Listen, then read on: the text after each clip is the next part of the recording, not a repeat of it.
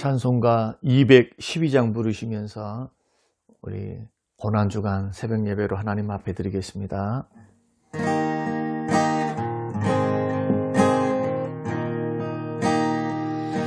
겸손히 주를 섬길 때 괴로움이 임하느라 구주 혈에게 힘 주사 잘 감당하게 하소서. 인자한 말을 가지고 사람을 감화시키며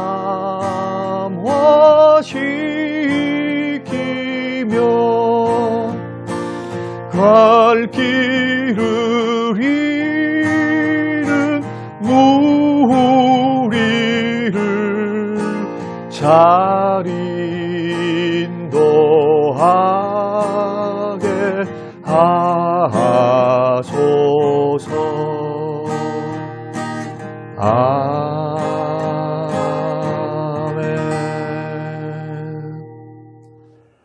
순 회복과 전도를 위한 릴리 작전 기도를 하나님께 드리겠습니다.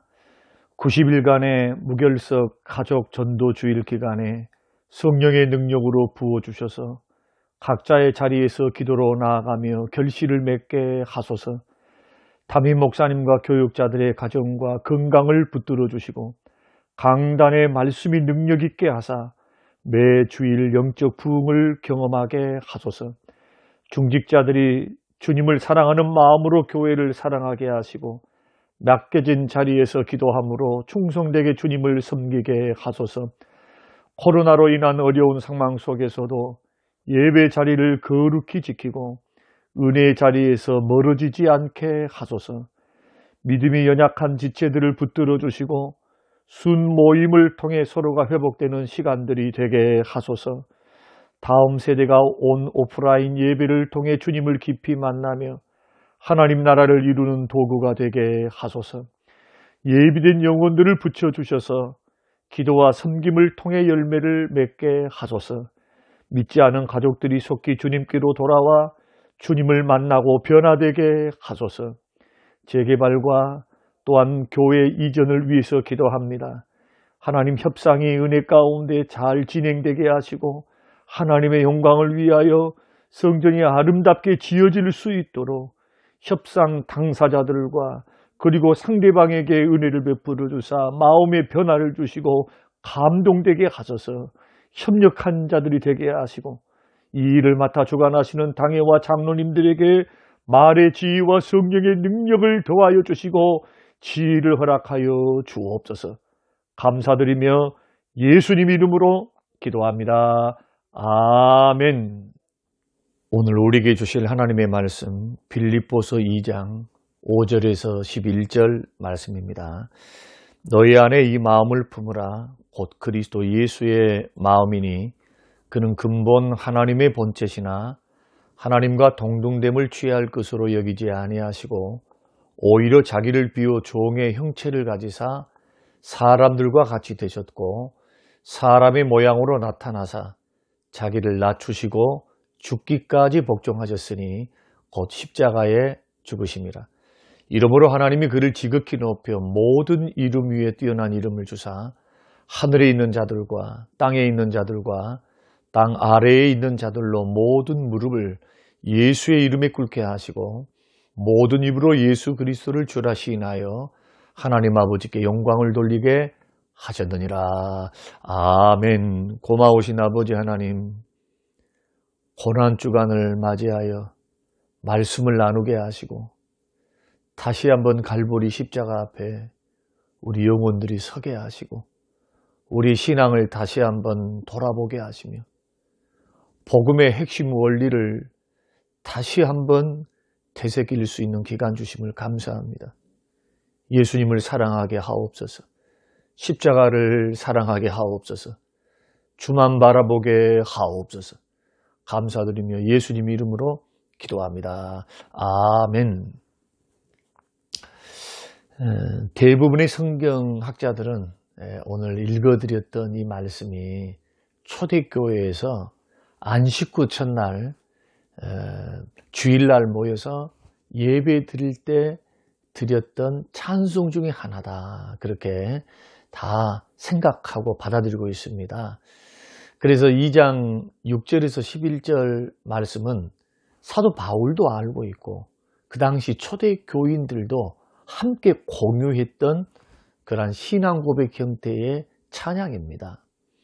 바울은 이 찬송을 예로 들면서 빌립보 교회를 향하여 그리스도 예수의 마음을 품으라고 권면을 합니다. 이 마음을 품으라. 형제를 섬기기 위해서, 기꺼이 섬기기 위해서, 교회를 받들고 섬기기 위해서 사명을 맡은 하나님의 사람들이 사명감을 가지고 교회를 받들고 형제를 섬기고 주를 섬기기 위해서 필요한 게 그리스도 예수의 마음이라는 겁니다. 그런데 오늘 6절에서부터 11절 말씀을 통해서는 예수님에 대하여 중요한 몇 가지 교훈, 사실을 우리가 알 수가 있습니다. 그 사실은 뭐냐 하면은 예수님은 언제나 이 땅에 오시기 전에 하나님과 함께 계셨다는 겁니다. 그리고 그 예수님은 인간의 몸을 입고 오셨지만 하나님과 동등하신 제2위 성삼위 하나님 가운데에 제일 2위 하나님이셨다. 그 영광과 권능이 동등하다. 성부 하나님과. 그리고 그 예수님이 죄인을 구원하기 위해서 사람으로 이 땅에 오셨다. 그리고 또한 십자가에서 사명을 감당하사 모든 죄인들을 구원하기 위해서 예수님 자신의 신적인 하나님의 권리와 특권을 다 버리셨다. 그리고 죽기까지 복종하셨는데 이 일을 통해서 하나님께서는 이 십자가, 예수님의 십자가의 순종과 그 끝까지 십자가에서 죽으심의 그 모든 완성을 통해서 하나님께서 예수님을 영화롭게 하셨다. 그리고 하나님께서는 그 예수님을 하나님 보좌 우편, 본래 자리였던, 예수님의 본래 자리였던 보좌 우편에 앉히셨다. 그리고 예수님이 주와 재판장이 되어서 영원히 세상을 다스리는 심판주와 만왕의 왕이 되셨다라는 것을 오늘 본문이 가르쳐주고 있습니다. 너무나 중요한 교리적 진술이죠. 예수님이 어떤 분인가? 예수님이 그냥 인간인가? 아니면 예수님이 하나님이신가? 여기에 대한 분명한 답을 오늘 본문이 주고 있는 겁니다. 이런 중요한 사실과 더불어서 바울은 이 땅에 성육신 하시고 십자가에 죽어주신 주님으로부터 배울 게 있다는 겁니다. 주님의 마음을 배우라는 겁니다. 그러면은 구체적으로 주님의 마음이 뭔가? 본문을 통해서 두 가지로 설명한, 첫째는 겸손이요, 두 번째는 복종입니다. 그래서 먼저 이 주님의 어떤 모습에서 겸손을 배워야 하는가? 성육신, 낮고 천한 육신의 몸을 입고 이 땅에 오신 주님, 그러니까 하나님으로서 영광과 존귀와 찬양을 받으시기에 합당하신 주님이신데 그 주님이 모든 권리를 내려놓으시고 낮추시고 이 땅에 육신을 입고 내려오신 그 겸손을 배우라는 겁니다. 빌립보서 2장 5절에서도 너희 안에 이 마음을 품으라 곧 그리스도 예수의 마음이다. 그 예수의 마음이 바로 겸손한 마음. 그래서 5절에서는 크게 두 가지로 5절부터 11절까지는 말씀하는데 예수님의 겸손을 배울 수 있고 복종을 배운다. 그러면 구체적으로 성육신 사건을 통해서는 겸손을 배우는데 이 겸손과 복종은 죄성을 가지고 있는 타락하고 죄로 오염되어 있는 우리의 본성이 아닙니다. 우리 본성이 그냥 사람이 겸손하고 사람의 마음을 복종하는 그런 성질을 갖고 있지를 않습니다. 이것은 우리의 본성과 반대입니다. 사람들이 이기적이에요. 섬김받고 싶어하고 복종받고 싶지 복종하기를 원하지 않습니다. 자신을 높이고 싶고 남을 무시하는 경향이 있죠. 자기를 높이면 남을 무시해요. 이런 성향들을 갖고 있기 때문에 그리스도 예수의 마음을 품는다는 것은 우리 안에 있는 영적 싸움이 없이는 안 되고, 그리고 영적 싸움에서 승리하지 않고서는 얻을 수 없는 마음입니다. 그러나 분명한 것은 주님이 낮추심의 그 낮추심을 보고 겸손을 배워라, 이 마음을 품으라고 말씀하시거든요. 그럼 6절 말씀 보면은 그는 근본 하나님의 본체시나 하나님과 동등됨을 취할 것으로 여기지 아니했다. 하나님과 동등하시지만은 이 모든 것들을 동등하다, 그 권리를 내려놓으셨다. 자기를 낮췄다. 성경은 겸손을 이야기할 때 나보다 남을 낮게 여기라. 상대방을 나보다 낮게 여기고 좋게 여겨야지. 나보다 못한 사람으로 생각하고 내가 더 높은 사람으로 생각을 하면 사람이 겸손할 수가 없습니다. 사랑하는 성도 여러분, 우리는 믿음의 형제들을 대할 때, 주변 사람들을 대할 때 우리 자신을 어떻게 평가하고 있습니까? 하나님이 죄인된 나를 사랑해 주셨다. 독생자를 보내주시기까지 나를 사랑하셨다. 이 하나님의 사랑에 대해서는 우리가 자존감을 높이 가지셔야 돼요. 그러나 형제를 섬기고 교회를 섬길 때는 예수님이 십자가에 죽기까지 충성하신 것처럼 낮고 천한 육신의 몸을 입고 이 땅에 오셨다. 예수님이 권리를 내려놓으셨다라는 이 낮추심에 대해서 겸손한 마음으로 나보다 남을 낮게 여기는 겸손이 필요합니다. 자, 이것을 하기 위해서, 우리가 겸손하기 위해서 첫 번째는 자기 자신을 예수님처럼 낮춰야 되는 것이 필요하고, 두 번째는 자기 자신을 비워야 됩니다. 7절 말씀 보면은 오히려 자기를 비워 종의 형체를 가졌다. 여기서 비웠다는 말은 자신을 무력하게 여기셨다는 겁니다. 무력하게 하셨다는 거예요. 그 다음에 종의 형체를 가졌다는 것은 모든 권리를 포기하셨다. 그러니까 이 말은 뭐냐면은 자신의 모든 하나님으로서의 권리를 포기하시고 자신을 스스로 무력하게 했다. 이걸 가리켜 성경은 자신을 비웠다, 이렇게 설명을 합니다. 그러니까 우리가 매사에 형제를 기꺼운 마음으로, 겸손한 마음으로 섬겨서 예수님처럼 살리고 세우고 섬겨주고, 그리고 하나님의 영광을 돌려드리는 복된 예수 닮은 예수의 제자로 겸손하게 살기 위해서는 이 이기적인 자신의 권리에 매달리는 걸 조심하셔야 돼요. 자기 권리를 주장하는 것, 이 이기적으로 자꾸 자기 권리를 자꾸 주장하고 그걸 집착하고 거기에 매달려 있으면은, 이것을 비우지 않으면 겸손히 섬길 수가 없습니다. 그래서 겸손을 우리가 배우기 위해서, 예수님의 겸손을 우리가 내 인격으로 삼기 위해서 이기적인 자기 권리에 매달리지 않아야 돼요. 자기 권리를 포기하는 것을 배워야 됩니다. 여기에는 영적 싸움이 있습니다. 우리 정과 욕심과 이기심을 십자가에 날마다 못 박아야 됩니다.